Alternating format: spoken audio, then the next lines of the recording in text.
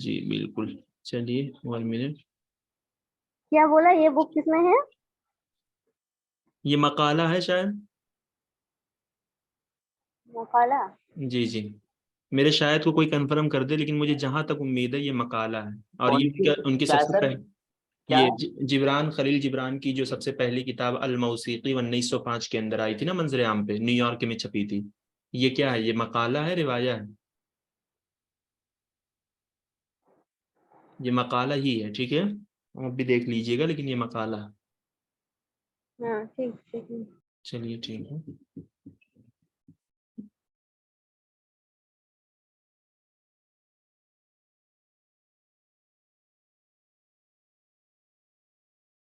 जी ये बताइए, स्क्रीन दिख रही है?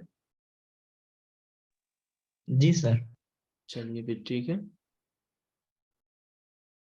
तो क्वेश्चन नंबर है 63।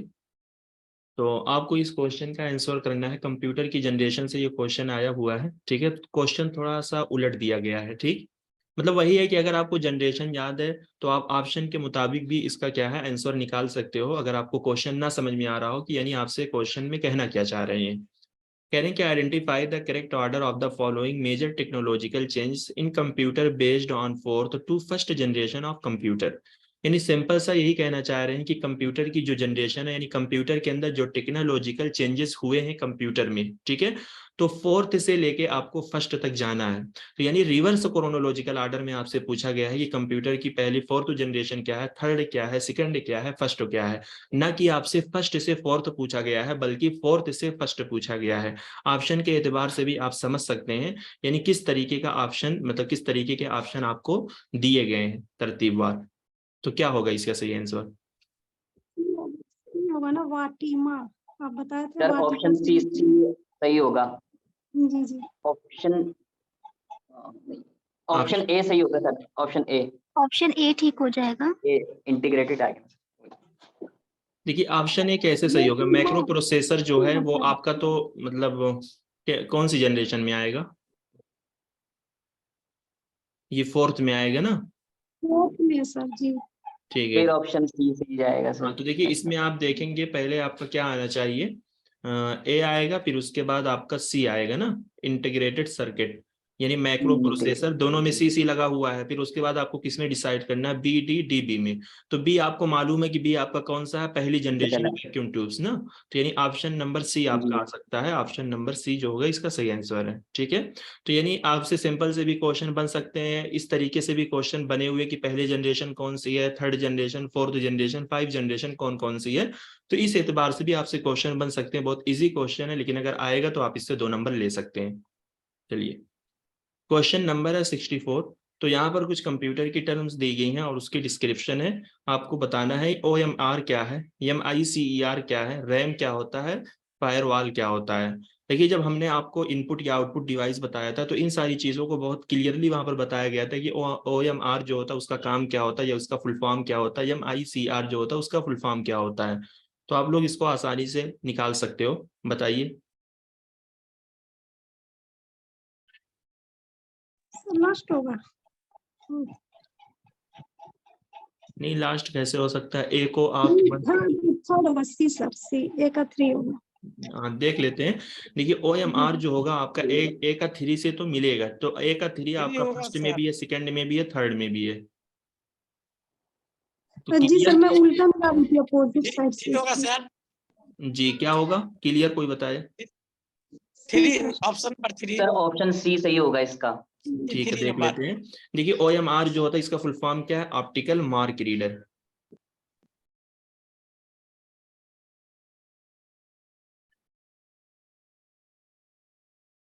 हाँ ऑप्शन सी। ठीक है। तो ये क्या होता है, ऑप्टिकल मार्क रीडर। यानी हमारी जो OMR शीट होती है, आप लोग इंट्रेंस का एग्जाम देते हो, आपको OMR शीट दी जाती है भरने के लिए। इस तरीके से वहां पर कॉलम होते हैं छोटे छोटे, जिसको आप क्या करते हो, मार्क करते हो, यानी फिल करते हो। तो कह रहे हैं कि मार्क्स मल्टीपल चॉइस क्वेश्चन, यानी आपको जो मल्टीपल चॉइस क्वेश्चन दिया जाता है उसी के मुताबिक आप क्या करते हो, वहां पर OMR शीट पे आप मार्क्स करते हो, निशान लगाते हो, यानी उसको फिल करते हो इस तरीके से, ठीक है। फिर उसी तरीके से आपका आएगा, बी को आप 1 से रिलेट करोगे। MICER का फुल फॉर्म क्या है, कोई बताए? जी sir. Magnetic ink character reader. Magnetic ink character है जी। ठीक है, कैरेक्टर, यहाँ पर क्या है, कैरेक्टर। सर कैरेक्टर है या कार्ड रीडर है? देखिए दो है, एक कार्ड रीडर जो है वो आपकी आउटपुट डिवाइस है, एक कैरेक्टर रीडर जो है वो आपकी इनपुट डिवाइस है। कार्ड रीडर जो है वो एक तरीके का प्रिंटर है, यानी जो आप देखेंगे जो ये आईडी कार्ड होता है या फिर आधार कार्ड वगैरह जो आपको प्लास्टिक वाला मिल रहा है आज की इस दौर में, वो उसी मशीन से निकल रहा है। ठीक है, जिसको हम कार्ड रीडर बोलते हैं, जो प्लास्टिक वाला आधार कार्ड या प्लास्टिक वाला आईडी कार्ड स्कूल वगैरह में आपको प्रिंट करके दिया जाता है एटीएम की शक्ल में, वो वही मशीन होती है। ठीक है, और ये MICR जिसमें कैरेक्टर लगा हुआ है, तो कैरेक्टर का मतलब क्या होता है, एक एक लफ्ज को चुनना, एक एक लफ्ज को पढ़ना। तो यानी कह रहे हैं कि use by bank to read codes on the cheque. तो यानी आपके बैंक अकाउंट या फिर आपका जो चेक होता है, तो चेक के नीचे आप देखेंगे इस तरीके से चेक का नंबर लिखा होता है, तो उस चेक के नंबर को जो रीड करता है वो कौन रीड करता है, उस मशीन का नाम क्या है, MICER, जिसको बोलते हैं मैग्नेटिक इंक कैरेक्टर रीडर। ठीक, रैम के बारे में आपको मालूम है कि store programme and data temporary. तो यानी आप जो कुछ भी काम करते हो, आपका जो टेम्परेरी डेटा या जो भी आप इंस्ट्रक्शन अपने कंप्यूटर को देते रहते हो, तो टेम्परेरी आपका डेटा जो है वो कहाँ पे जाता है, वो रैम के अंदर जाता है। फिर इसी तरीके से आपका होता है फायरवॉल। तो फायरवॉल हमने कल भी देखा था, फायरवॉल से आपके क्वेश्चन आए हुए थे, यानी आग की दीवार होती है जो आपको क्या करता है, दूसरे नेटवर्क यानी अनवांटेड नेटवर्क को आने से आपके कंप्यूटर या आपके ऑर्गेनाइजेशन के अंदर बचाता है। तो कह रहे हैं कि prevent unauthorised access to a computer network, यानी जो अनऑथराइज्ड एक्सेस को रोकता है एक कंप्यूटर नेटवर्क के अंदर। जैसे आपका अगर अपना कोई भी ऑर्गेनाइजेशन है, आपने अपने नेटवर्क को लगा रखा है, ठीक है, तो आपने फायरवॉल इस वजह से लगाया ताकि आपके कंप्यूटर या आपके ऑर्गेनाइजेशन के अंदर कोई दूसरा मतलब चोर या हैकर या इसी तरीके से मलेशियस वेबसाइट या मलेशिया सॉफ्टवेयर, ये सारी चीजें जो है आपके कंप्यूटर के अंदर ना जा सके। इसी वजह से आप फायरवॉल लगाते हो ताकि वो जलाकर खाक कर दे, यानी वहीं से वो सारी चीजें लौट जाए, आपके कंप्यूटर के अंदर ना आ पाए। ठीक, तो इसको आप क्या करोगे, डी को आप 2 से रिलेट करोगे। ठीक है, तो इस एतबार से ऑप्शन नंबर सी जो होगा आपका सही आंसर होगा। ठीक, समझ में आ रहा है सबको? चलिए, कार्ड रीडर आउटपुट बोला आपने? जी जी, जिसके अंदर कार्ड लगा होगा, ठीक है, वो आपका आउटपुट डिवाइस है, और जिसके अंदर कैरेक्टर लगा है वो आपका इनपुट डिवाइस है। देखिए ये जो आपका इनपुट डिवाइस है, ये एक तरीके से बार कोड रीडर की तरह होता है। जिस तरीके से बार कोड रीडर क्या होता है, बार कोड को रीड करता है, उसी तरीके से ये क्या है, चेक के नंबर को ये रीड करता है। और जहां पर MICER, जहां पर अगर फुल फॉर्म आपको कार्ड रीडर मिले, वो एक तरीके का प्रिंटर होता है, जो प्लास्टिक वगैरह वाले ATM कार्ड वगैरह प्रिंट करके मिलते हैं या ID कार्ड है, वो उसी प्रिंटर से निकाला जाता है, उसको MICER बोलते हैं। ठीक है, दोनों के फुल फॉर्म में डिफरेंस है, जिसमें कैरेक्टर होगा वो इनपुट होगा, जिसमें कार्ड होगा वो आपका आउटपुट होगा। चलिए, क्वेश्चन आवाज नहीं आ रही सर। सर लेफ्ट हो स्क्रीन चली गई।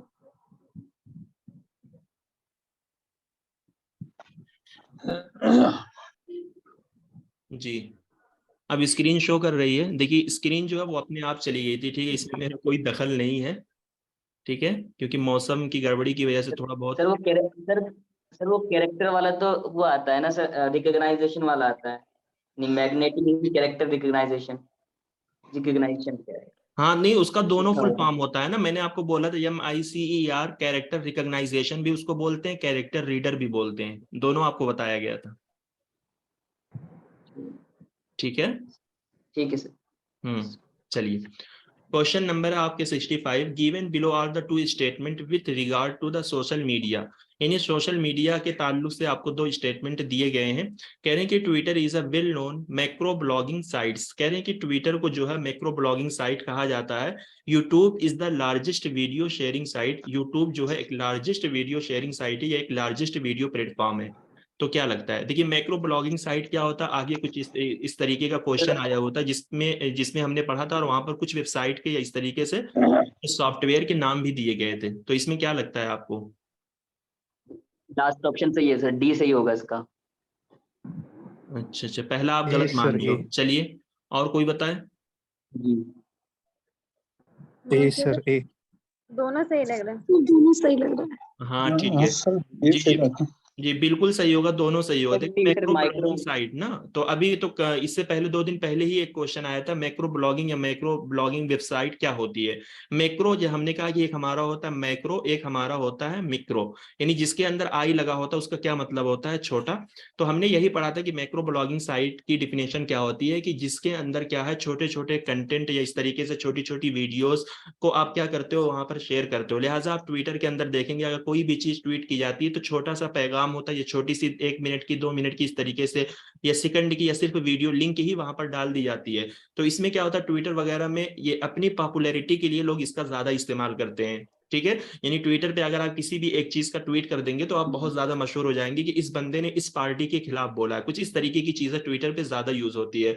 बाकी यूट्यूब में तो वीडियो ही वीडियो होती है। तो बिल्कुल सही है, ऑप्शन नंबर ए ही इसका सही आंसर है। ठीक,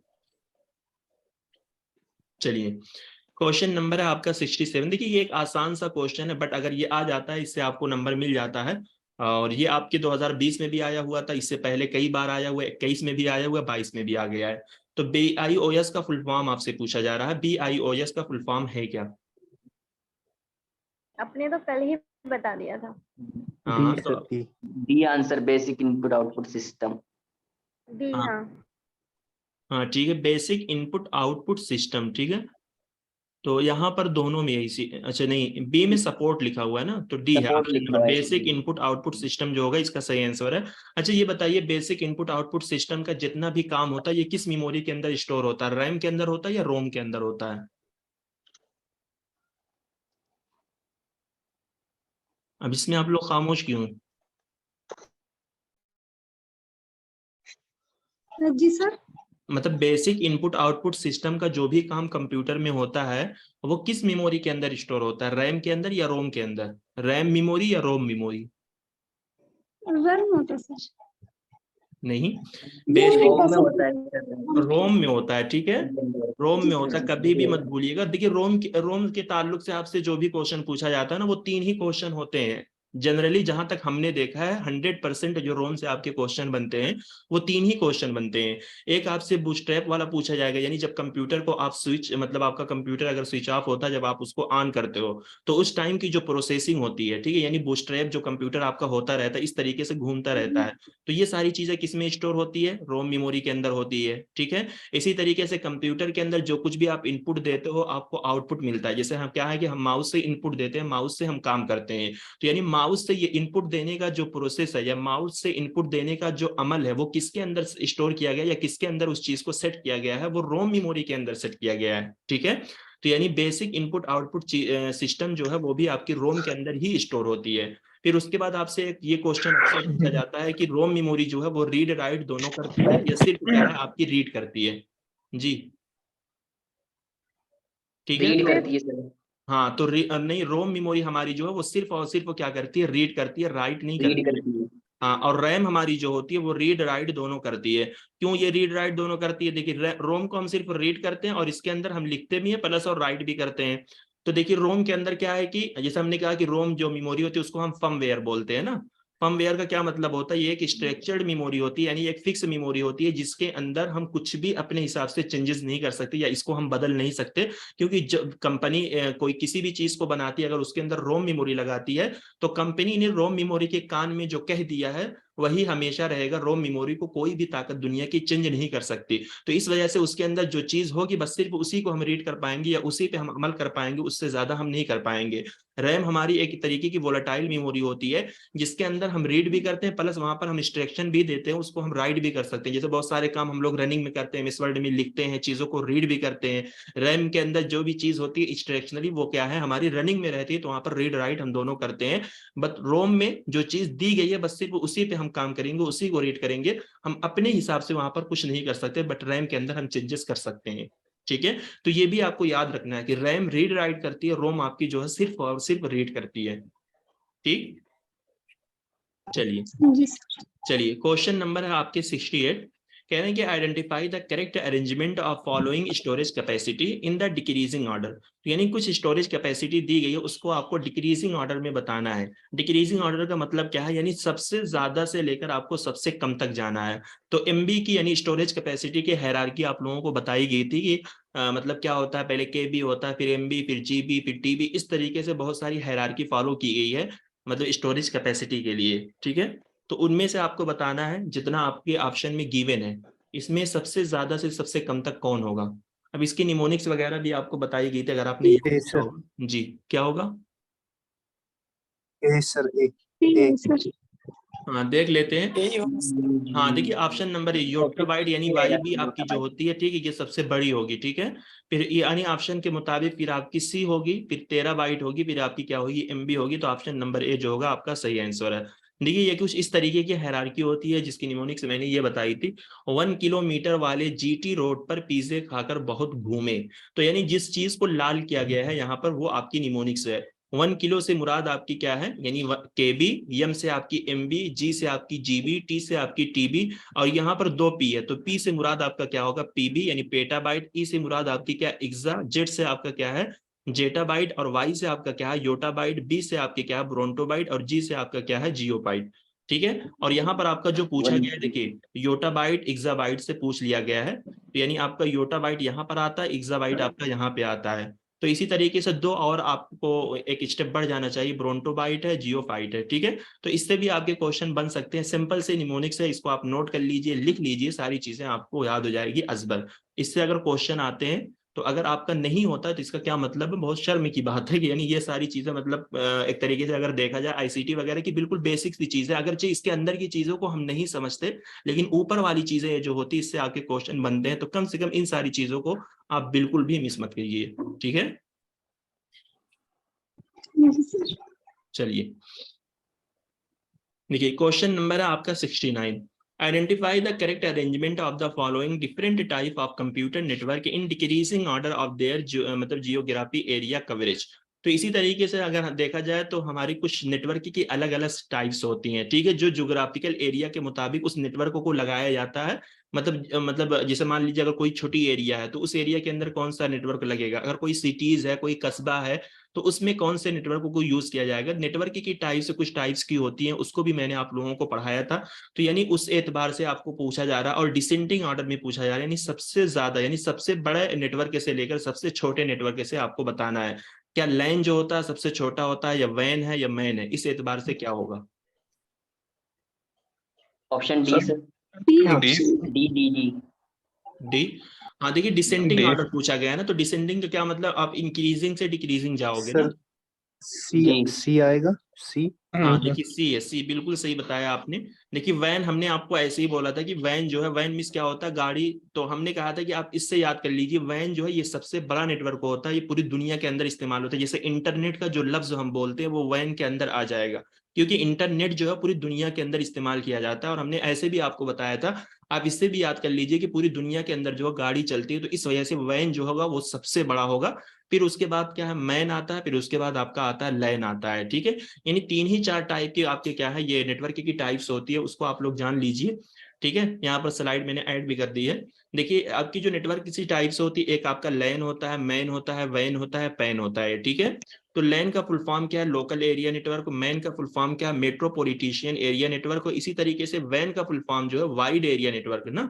और इसी तरीके से पैन का फुल फॉर्म क्या है, पर्सनल एरिया नेटवर्क। अब अगर इसमें आपसे तरतीब लगाने के लिए पूछा जाए कि इसमें सबसे छोटा कौन है, तो यहाँ पर पैन जो होगा आपका सबसे छोटा होगा, नंबर 1 पे ये आएगा, फिर उसके बाद आपका ये आएगा, फिर उसके बाद आपका ये आएगा, फिर उसके बाद सबसे बड़ा आपका वैन आएगा। तो इसका क्या मतलब, ये आपका हो गया डिक्रीजिंग, यानी ये आपका एक तरीके से वो वाला ऑर्डर हो जाएगा ना, अरे असेंडिंग ऑर्डर हो जाएगा आपका, यानी सबसे छोटे से आप सबसे बड़े पर गए हो। लेकिन आपसे उल्टा पूछा गया है, सबसे बड़े से सबसे छोटे पे, तो वैन आपका इस एतबार से सबसे मतलब बड़ा हो जाएगा, मैन फिर आपका सेकंड नंबर पे आ जाएगा, और ये आपका 3rd नंबर पे आ जाएगा, और अगर पैन भी आपके ऑप्शन में होगा तो ये आपका 4th नंबर पे आ जाएगा। यानी सिंपल सी बात है, पैन आपका सबसे छोटा होता है, फिर उसके बाद लैन उससे बड़ा होगा, फिर मैन उससे बड़ा, वैन उससे बड़ा। अब इनका काम क्या होता है, इसको हम देख लेते हैं, डिफिनेशन एंड मीनिंग।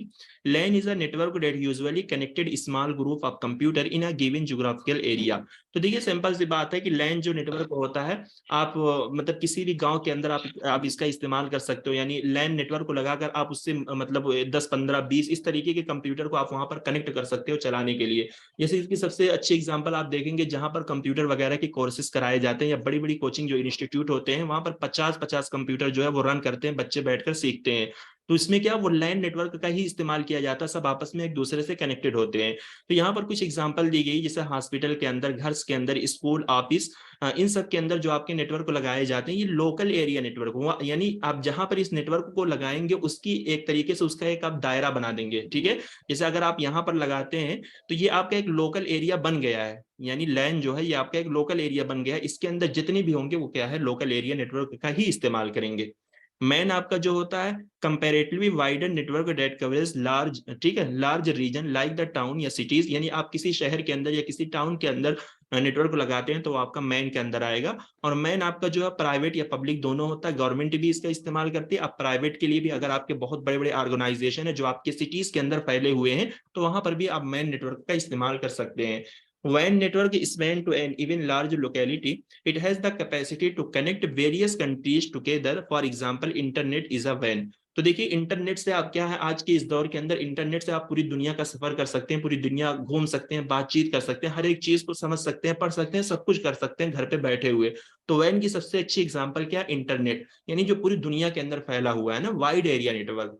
PAN आपका जो होता है पर्सनल एरिया नेटवर्क है, जैसे यहाँ पर आपको ब्लूटूथ एग्जांपल दी गई है ना, तो कह रहे हैं कि computer network use for data transmission among the device such as the computer, telephone, personal digital assistance, the large located close to a signal user. तो पैन जो होता है वो बिल्कुल करीब करीब के अंदर इस्तेमाल किया जाता है, जैसे इसकी एग्जांपल आपको ब्लूटूथ दी गई है ना।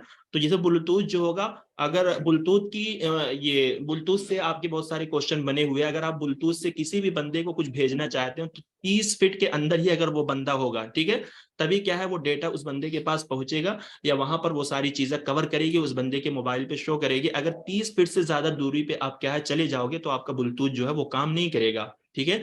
आप में से बहुत सारे लोग ब्लूटूथ का इस्तेमाल किए होंगे, हमने भी किया है। जैसे अगर होता था, हम लोग एक कमरे में बैठते थे, अगर मतलब बिल्कुल एक तरीके से करीब करीब रहते हैं, तो वो जो फाइल भेजते हैं या कोई भी इमेज भेजते हैं तो बहुत जल्दी से चला जाता है। लेकिन अगर क्या वो मोबाइल जिस बंदे से लिया जा रहा है और वो बंदा अगर आपसे दूर चला जा रहा है, तो इसका क्या मतलब है, तो ये जो पैन एरिया यानी पर्सनल एरिया नेटवर्क जो होता है वो आपसे कटने लगता है। तो इसका क्या मतलब है, 30 फीट के अंदर अगर आप रहेंगे तब आपका ब्लूटूथ काम करेगा। अगर 30 फीट की दूरी आप बना लेंगे तो आपका ब्लूटूथ जो है वो अच्छे तरीके से काम नहीं करेगा, वो एक तरीके से एरर हो जाता है आपका डेटा जो है, ठीक है। तो देखिए सिंपल सा क्वेश्चन है, मतलब जिसकी भी शिफ्ट में ये क्वेश्चन आया होगा अगर उसको मालूम होगा 2 नंबर उसको मिल गया होगा। मतलब आसान सा क्वेश्चन, ना डिफिनेशन ना कुछ, सिर्फ इस तरीके से तरतीब लगाने के लिए पूछा गया है, ठीक है। समझ में आ रहा है? जी सर बिल्कुल। yes, चलिए क्वेश्चन नंबर आपके हैं 70। तो यहाँ पर कुछ फाइल एक्सटेंशन दी गई हैं और उस फाइल की कुछ टाइप से दी गए हैं। MP3 है, XLS है, JPEG, AMDB। तो ये किस फाइल का मतलब नाम है, image file, music file, database या स्प्रेडशीट? स्क्रीन नहीं दिख रही सर, जी पुराना मतलब वही question। 69 वाला क्वेश्चन ही नजर आ रहा है अभी। स्क्रीन नहीं दिख रही है, किसी को नहीं दिख रही है? हाँ सर दिख रही है। दिख रही है। जी तो रईस फिर आपको दिक्कत होगी। नहीं तब नहीं दिख रही थी, अभी दिख रही है। हमारे यहाँ बारिश हो रही है, बहुत तेज हो सकता है। और मेरे यहाँ भी हो रही, बट थोड़ा हल्की है इस टाइम।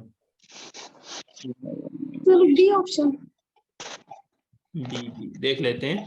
देखिए इसको हम हटा देंगे क्योंकि MP3 अगर किसी को भी नहीं मालूम है तो सबको मालूम होगा, ये म्यूजिक से रिलेट करता है। तो यहाँ से इस वाले ऑप्शन को कट करेंगे, इसको भी कट करेंगे, इसमें दो में, ठीक है, यानी 1 और 2 समय मैच करना है। अब देखिए ये आपके लिए एक नई चीज थी, हमने बताया था XLO है, ये किस फाइल का नाम, मतलब ये किसकी फाइल बनती है, ये स्प्रेडशीट यानी एक्सेल की जो फाइल होती है उसकी ये फाइल बनती है। तो दोनों में B को 4 से मिलाया गया है। JPEG जो आपका है वो इमेज होता है, तो यहाँ से C ही जो है आपका क्या हो जाएगा, C को 1 से मिलाएंगे तो आपका क्लियर हो जाएगा। MDB जो है वो डेटाबेस की फाइल है, ठीक है।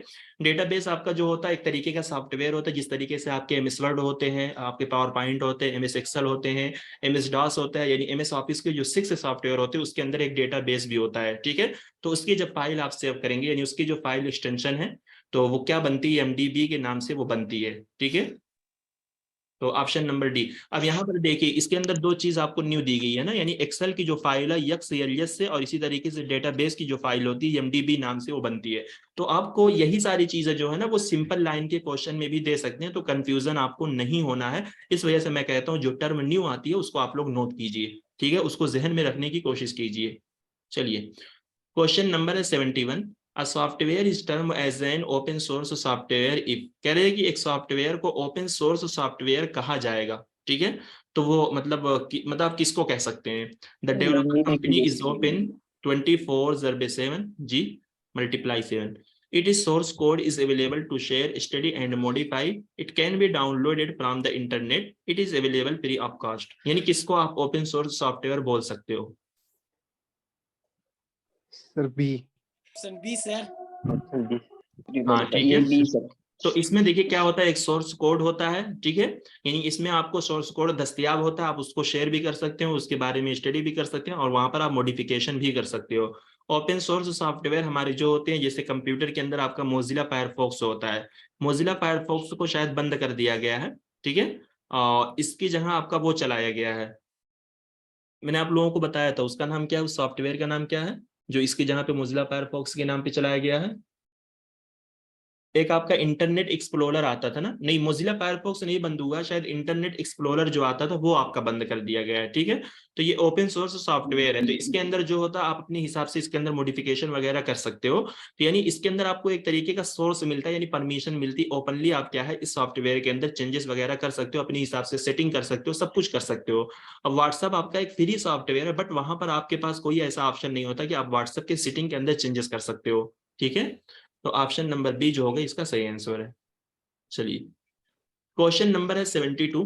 अब देखिए आपका ये जो क्वेश्चन है बिल्कुल हम कह सकते हैं थोड़ा आउट ऑफ मतलब बिल्कुल एक तरीके से आउट ऑफ माइंड वाला ये क्वेश्चन है, मतलब समझ में नहीं आएगा।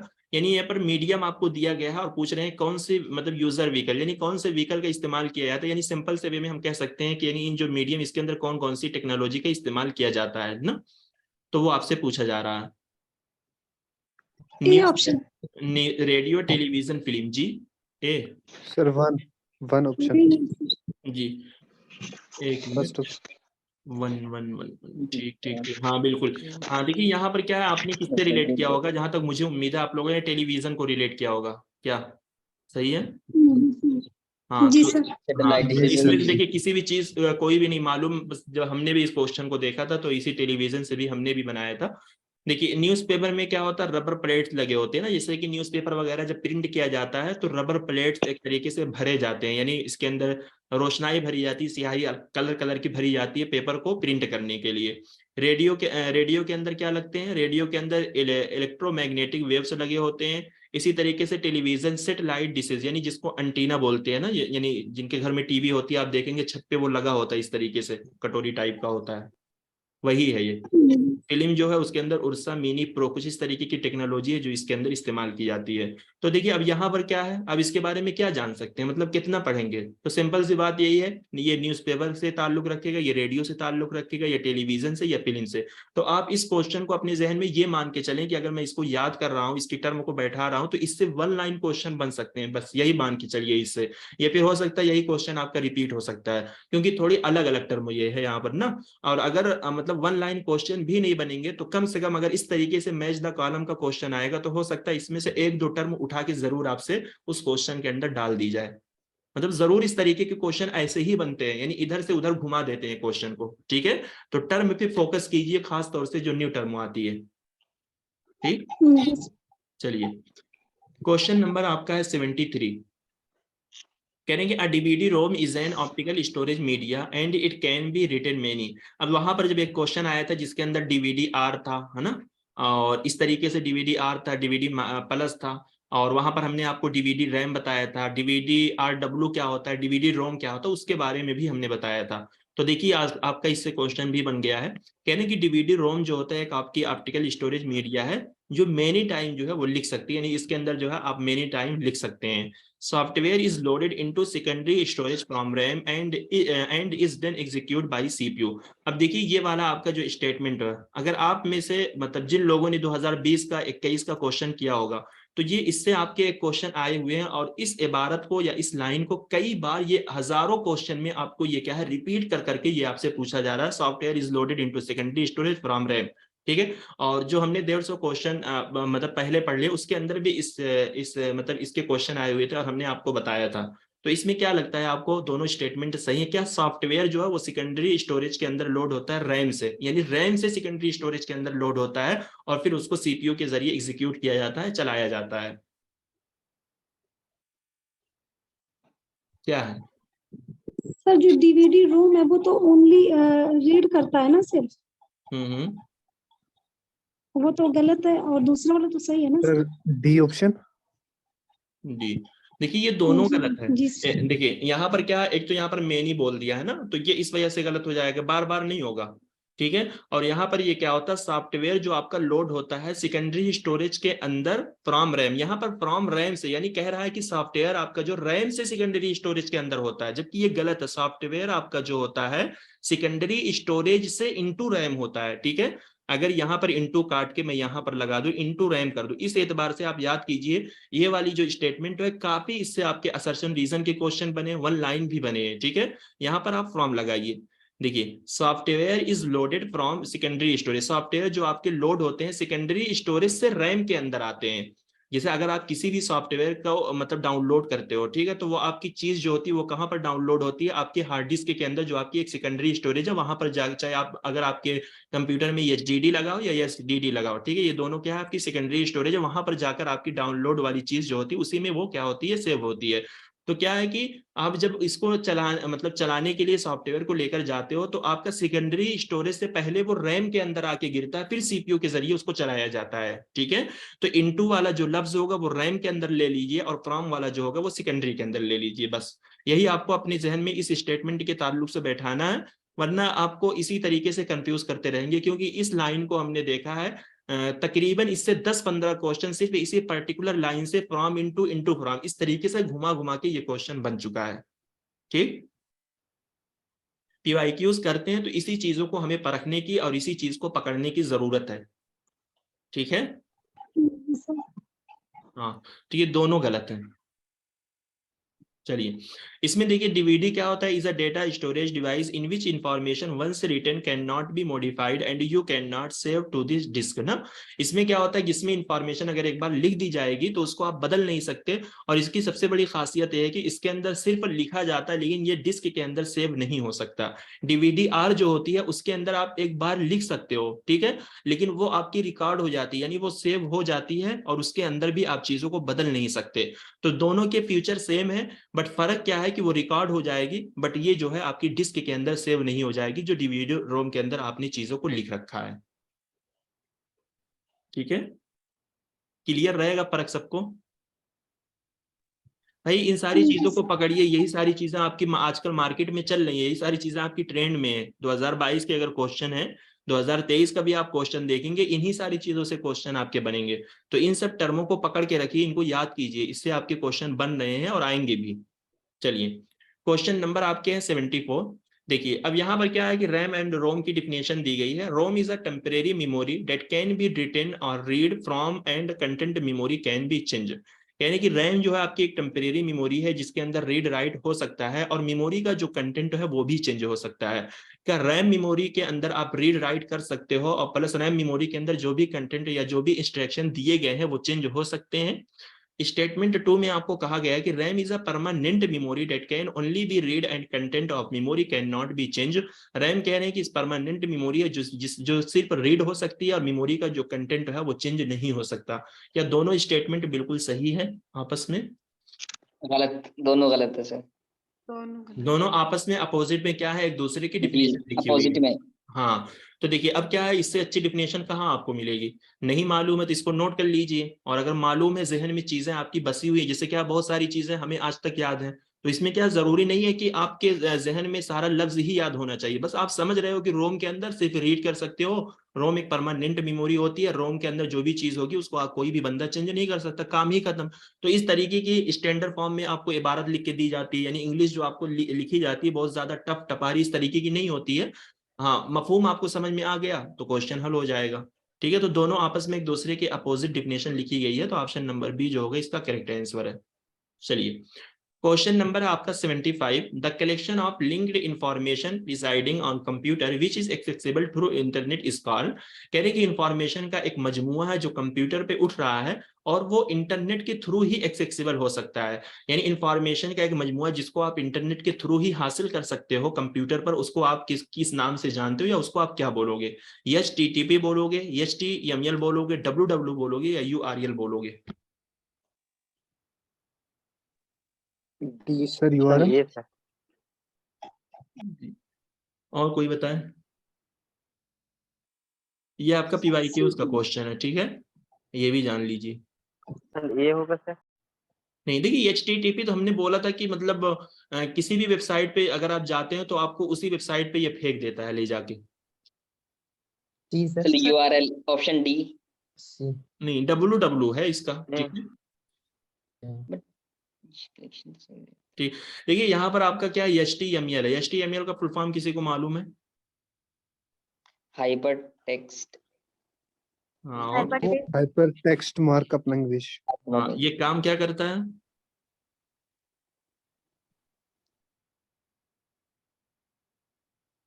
है ना। देखिए आप देखेंगे जो मतलब जो लोग ये मतलब कंप्यूटिंग करते हैं, यानी कंप्यूटर साइंस के जो बच्चे होते हैं, वो लोग क्या करते हैं, कोडिंग वगैरह सीखते हैं ना वेबसाइट वगैरह बनाने के लिए। तो ये HTML भी एक तरीके की क्या है, लैंग्वेज है। किसके लिए? फॉर क्रिएटिंग अ वेबसाइट ना, वेबसाइट को क्रिएट करने के लिए इसका इस्तेमाल किया। इसका लफ्ज ही यही है, ठीक है। वेबसाइट बनाने के लिए HTML का इस्तेमाल किया जाता है, किसी भी वेबसाइट को बनाने के लिए HTML लैंग्वेज का इस्तेमाल किया जाता है। देखिए WW हमने कहा था, URL क्या होता है, यूनिफॉर्म रिसोर्स लोकेटर।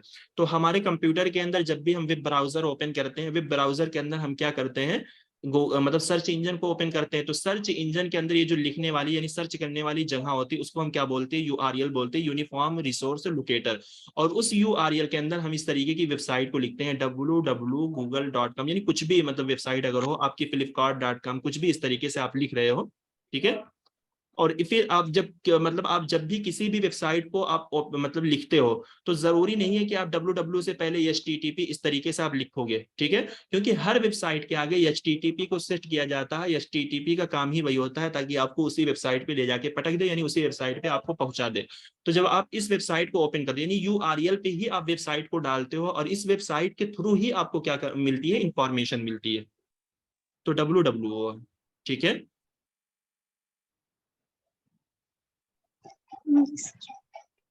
चलिए, देखिए यहाँ पर क्या मुझे एक न्यू चीज मिली थी। WW को जो बनाया गया था, एक तो हमें मालूम है टिम बर्नर्ली है, इसी तरीके से एक बंदे का नाम ये है रोबर्टो कैलियो, ठीक है।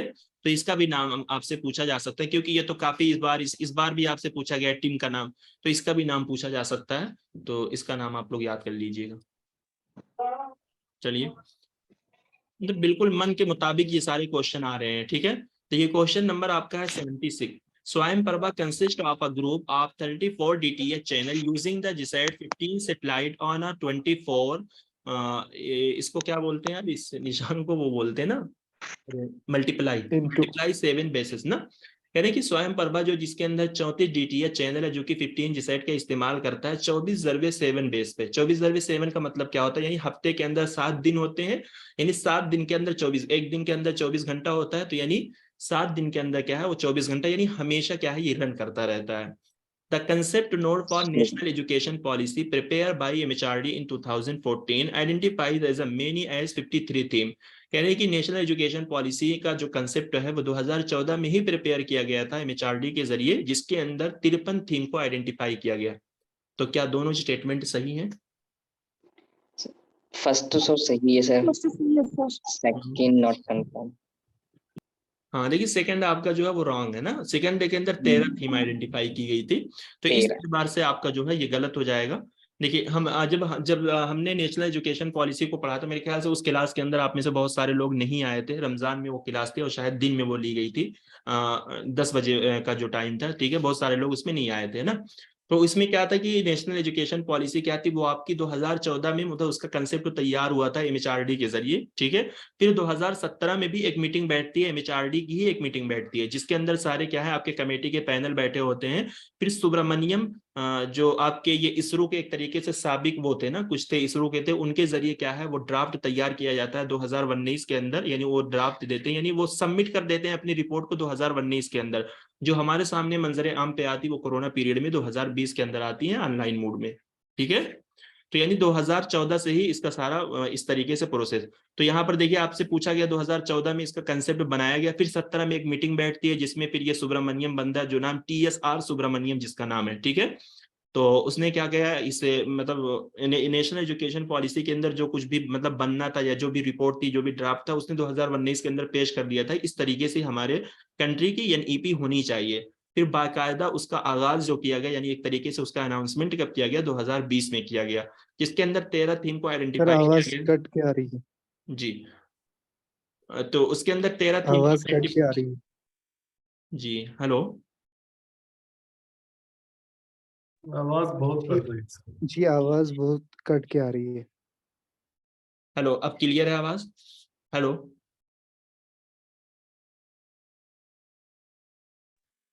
नो सर, अभी भी आवाज नहीं आ रही है अब।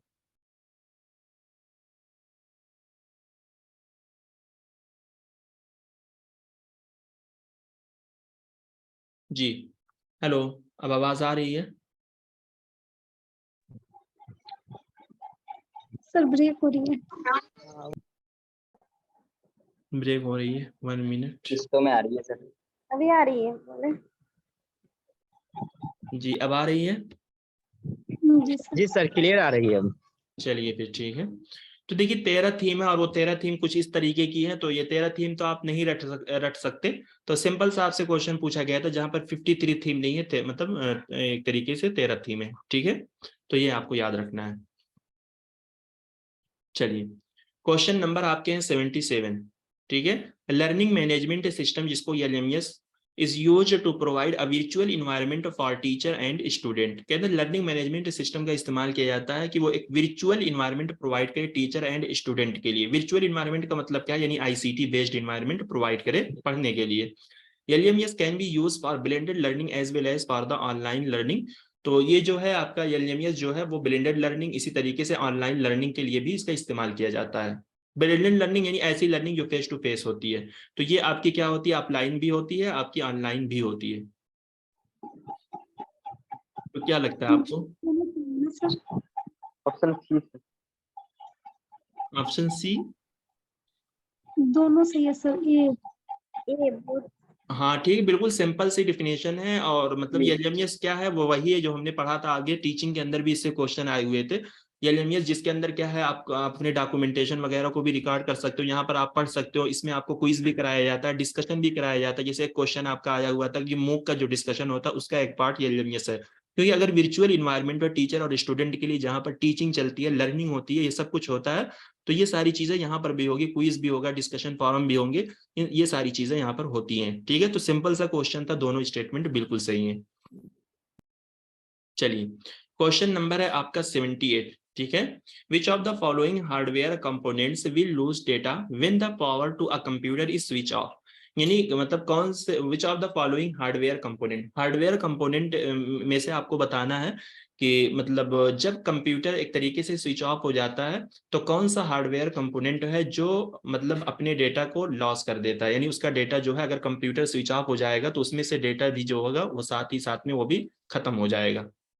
Processor, register, cache memory, SSD, RAM या रोम? B option. बी? देखो एक मिनट, बी तो कैसे होगा, सेकेंडरी मेमोरी जितनी भी होगी उसमें से कभी भी डेटा खत्म नहीं होगा, पहली बात।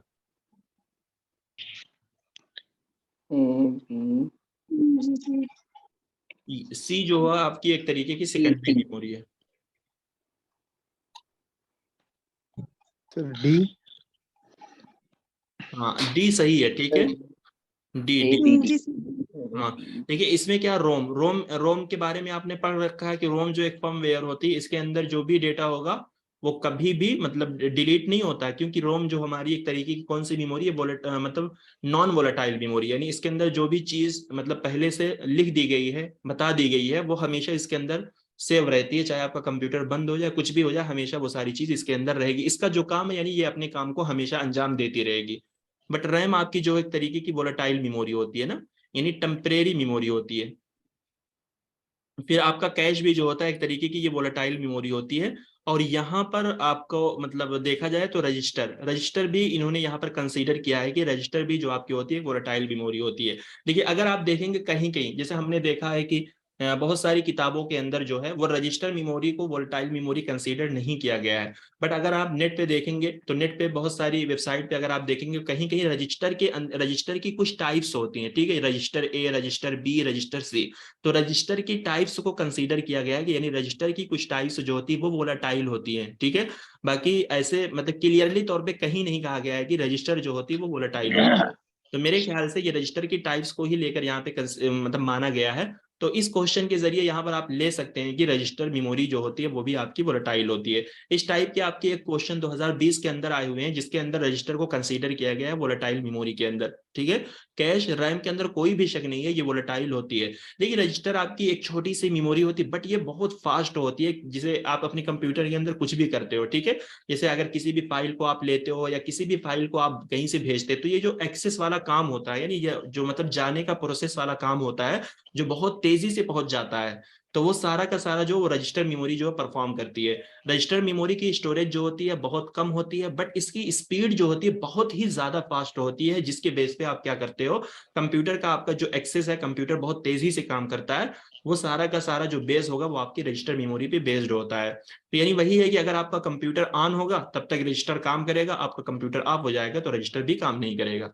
तो इस एतबार से यहाँ पर रजिस्टर को भी यहाँ पर वोलेटाइल लिया गया है, ठीक है। तो ऑप्शन नंबर डी जो होगा इसका सही आंसर है। चलिए सर ये जो कैश मेमोरी है ना, इसकी कुछ टाइप्स है, आपको उसके बारे में हाँ, कुछ मालूम? नहीं देखिए कैश की भी कुछ टाइप्स होती है, लेकिन जो होता है इसका मतलब काम करने का, परफॉर्म करने का जो तरीका होता है सब वही होता है। हमने आपको बताया था कि कैश की जो टाइप्स होती हैं कुछ इस तरीके से, कैश A1, कैश 2, कैश 3 ना, कुछ इस तरीके से होता है। तो जब भी कैश से क्वेश्चन आएगा तो इसका क्या मतलब होगा, कैश 1 जो होगा ये सबसे छोटा होगा, कैश 2 जो होगा उससे बड़ा होगा, कैश 3 जो होगा उससे बड़ा होगा, ठीक है। तो यानी यहाँ पर जो है कैश 1 जो होगा ये छोटा होगा। इसमें कुछ डिफरेंस है, डिफरेंस इसमें कुछ डिफरेंस है शायद, मुझे पूरा ऑर्डर इनको लगाना था। एग्जाम में आया था ये क्वेश्चन एक बार। नहीं, ये पहले भी आ चुका है, ऐसा नहीं कि अगर इस बार आया होगा तो आया होगा, बट इससे पहले भी कैश के मतलब जो टाइप्स हैं इससे पहले भी आपके क्वेश्चन आए हुए हैं कैश। तो मैंने आपको आप लोगों को बताया था मतलब उधर की मतलब कैश की जो टाइप्स होती हैं, आप उसके मतलब टाइप्स के एतबार से जैसे आपको इसी में अगर मैं कह दूं कैश की जो टाइप्स है 1, 2, 3, तो इसमें से असेंडिंग डिसेंडिंग अगर आप लगाएंगे तो क्या बताएंगे? अगर आपको ऑप्शन दे दिया जाए, अगर मैं आपसे पूछूं कि आपको असेंडिंग में लगा के बताना, असेंडिंग का क्या मतलब होता है, डिक्रीजिंग से लेके आपको इंक्रीजिंग में जाना है, तो आप सबसे पहले सर किसको लगाएंगे? सर वो मेमोरी बेस पे आया था क्वेश्चन, इनकी मेमोरी क्या होती है, वो अलग अलग होती है इनकी। वो ऐसे नहीं होती है 1, 2, 3 के हिसाब से, वो अलग होती है, नाम के हिसाब से होती है। अच्छा, कैश के अलग नाम के एतबार से क्वेश्चन आए थे। जी जी, मेमोरी बेस्ड आया था इनकी मेमोरी की, मतलब वो फिर ऑर्डर लगाना था उसमें। चलिए ठीक है, जो मतलब आप ही लोगों की शिफ्ट में आया था वो क्वेश्चन। जी जी, पिछली मर्तबा आया था, मुझे याद नहीं पिछले एग्जाम में या इससे पहले वाले में आया था। ये जी हाँ, जब हम लोग दिए थे ना सर उसी टाइम में आया था ये, तो हाँ, तो उसमें उस तो टाइम यही में जो आया था वही तो मैं कह रहा हूँ, उसमें कैश के इस जी तरीके सर, से लेवल दिए गए थे। मतलब कैश के जो 3-4 लेवल होते हैं वो असेंडिंग कुछ और इस तरीके से डिसेंडिंग क्वेश्चन लिखा थे। गया था। देखिए मुझे याद है वो क्वेश्चन जो थे वो इस तरीके जी से, जी मान लीजिए अगर आपका यहाँ पर एक ऑप्शन में आपका रजिस्टर दिया गया है, ठीक है, सेकंड में आपका रैम दिया गया, फिर इस तरीके से कैश के लेवल 1, लेवल 2, फिर यहाँ पे इस तरीके से रोम दिया गया है। मतलब रोम नहीं मतलब यहाँ पर लूँ, यहाँ पर मैं वो लेता हूँ ना, मतलब सेकेंडरी मेमोरी कुछ ले लेता हूँ, SSD। तो इस एतबार से आपके क्वेश्चन थे, इसी को तरतीब लगाना था, यही तो था क्वेश्चन इस तरीके का। जी ऐसे ही जी, इसी क्वेश्चन था तरह का। या कुछ दूसरा था क्वेश्चन? मुझे टाइप्स जहाँ भी तक यही याद है आते हैं ऐसे सर, ही इसके क्वेश्चन था। Types L1, L2, L3।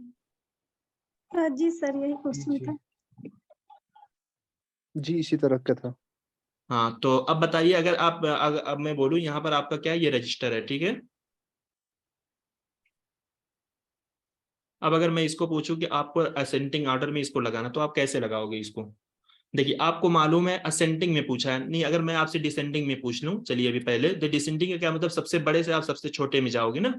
तो रजिस्टर आपका क्या है, ये ए है, बी है ऑप्शन, सी है, डी है, ई है। तो रजिस्टर आपका सबसे बड़ा हो गया, तो आपने रजिस्टर को ले लिया, ठीक। फिर उसके बाद आप किसको लोगे?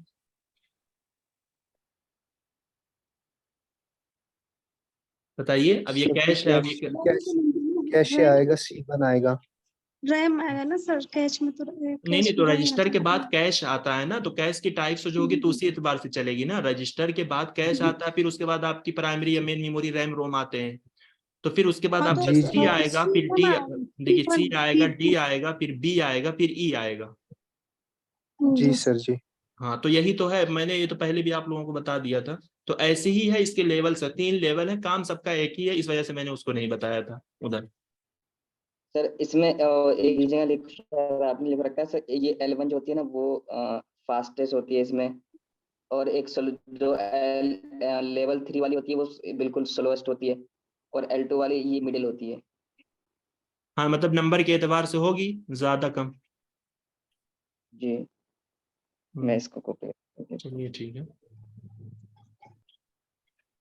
चलिए क्वेश्चन नंबर आपके हैं 79, internet based communication for learning, है ना। कह रहे हैं कि अगर आप इंटरनेट बेस्ड कम्युनिकेशन कर रहे हो लर्निंग के लिए तो क्या होगा, आइसोलेटेड, यानी मतलब आइसोलेट का मतलब क्या है, एक तरीके से अलग होना, जुदा होना, इंटरडिपेंडेंट हो, या इंटरएक्टिव हो गए, ऑटोमेटिक हो गई, या वाइड रेंजिंग हो गई।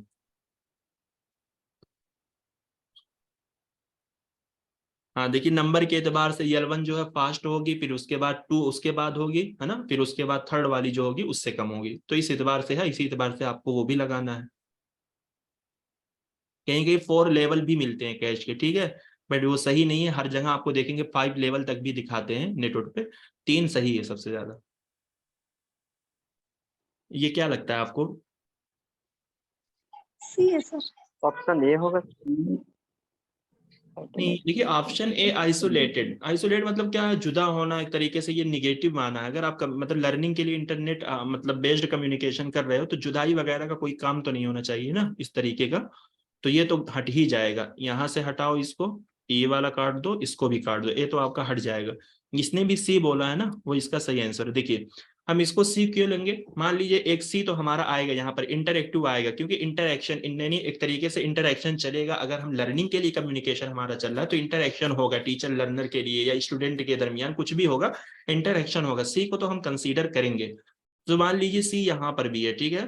तो यहाँ पर जब इस क्वेश्चन को मैंने देखा तो मेरे जहन में सी और ई ही आया था। अगरचे ये ऑटोमेटिक की कुछ ऐसी वजह नहीं बनती है, बट आप सी और ई जो होगा वो आपका आएगा ही आएगा, ठीक है।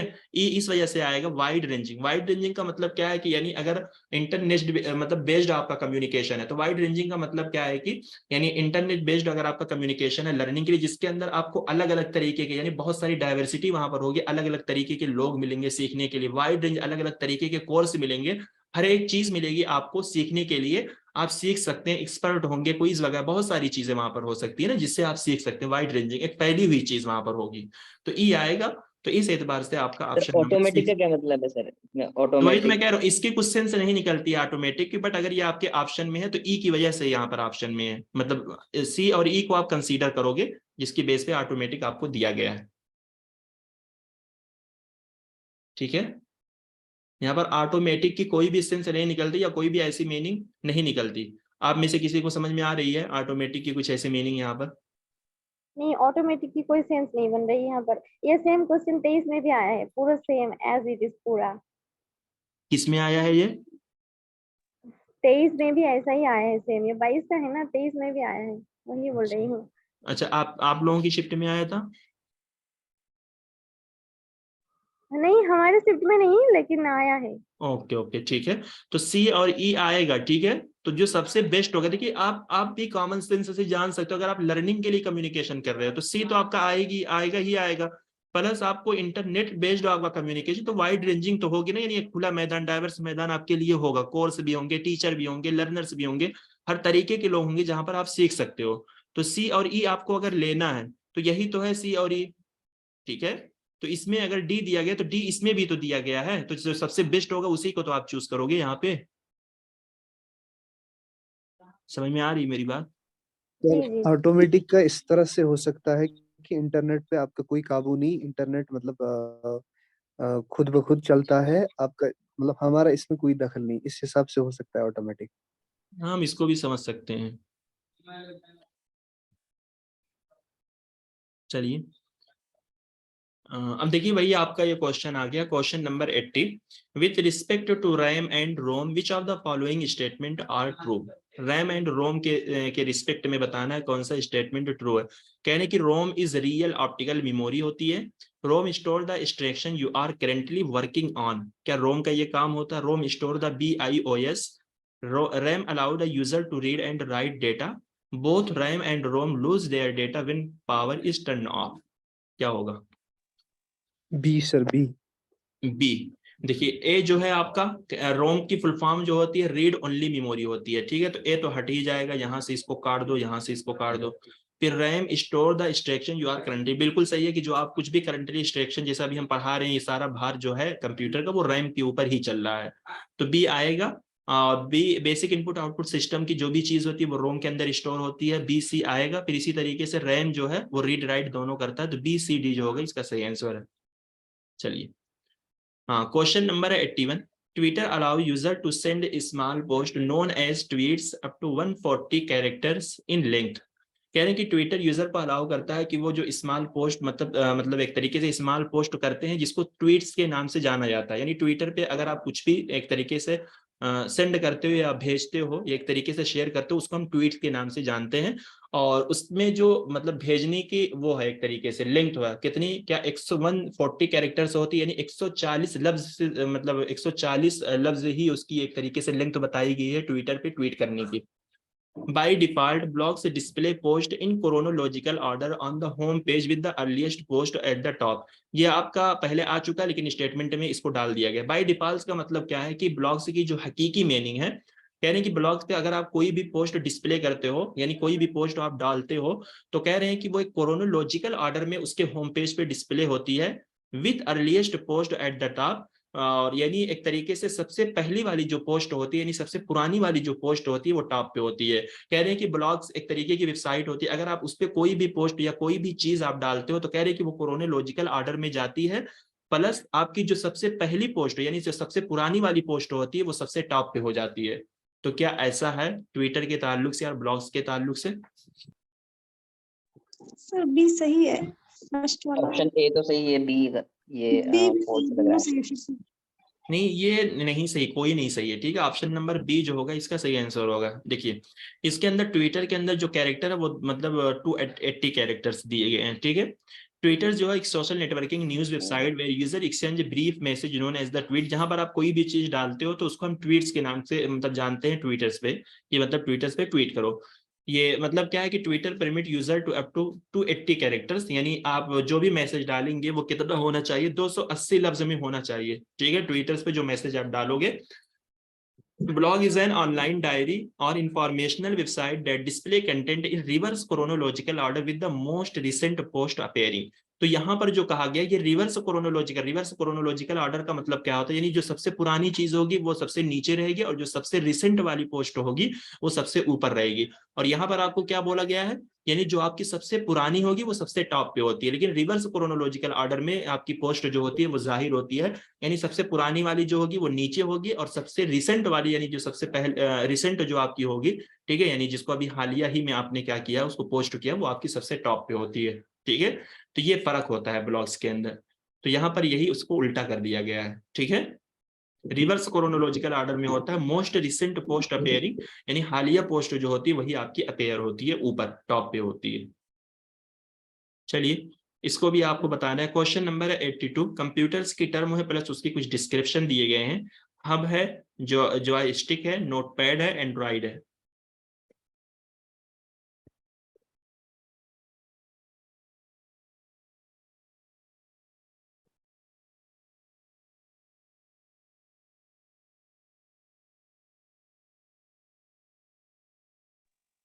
Sir A option. Option A. देखिए ऑप्शन ए, नहीं ऑप्शन ए नहीं ऑप्शन होगा। ऑप्शन ए नहीं होगा सर, क्योंकि इनपुट डिवाइस तो हमारा जॉयस्टिक होती है। हाँ, नोटपैड जो है टेक्स्ट एडिटर है, फीचर बी एक लेकिन ये सर ऑप्शन 3।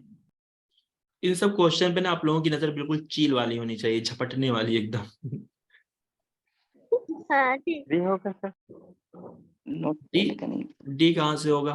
मतलब इतना आसान ठीक क्वेश्चन है। किसमें कंफ्यूजन हो रही है आप लोगों को? किसमें, किस चीज में हो रही है एक मिनट, confusion? सर ऑप्शन 2 सही होगा इसका।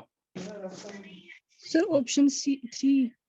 Option Option- 3 sir, option 3। Option C सही होगा, ठीक है। देखिए सी।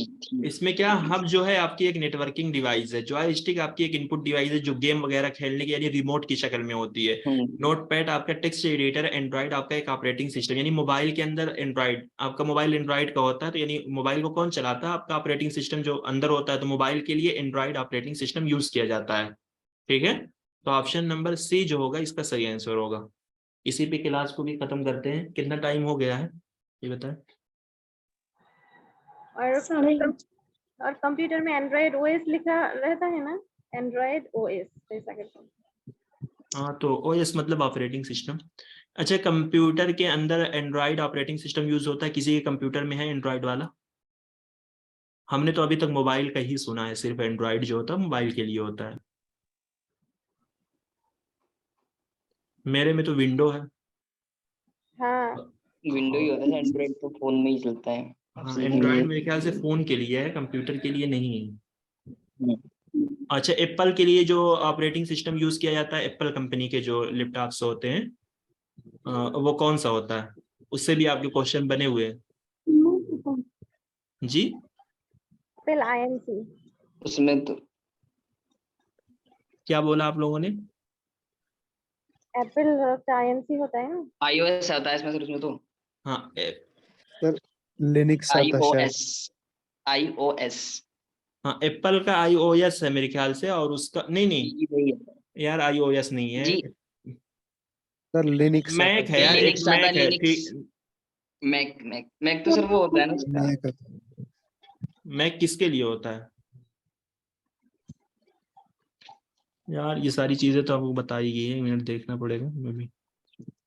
चलिए कल बता देंगे। ये मैक जो होगा ना वो एप्पल के लिए होता है। मैक एप्पल के मोबाइल के लिए नहीं, सॉरी, हाँ, एप्पल के मोबाइल के लिए जो ये ऑपरेटिंग सिस्टम यूज होता है वो iOS होता है, ठीक है। और कंप्यूटर के लिए जो होता है वो मैक होता है।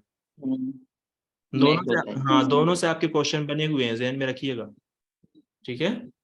चलिए, तो कंप्यूटर के लिए मैक वाला यूज होता है, और मोबाइल के लिए जो होता है वो iOS का यूज होता है। चलिए फिर ठीक है।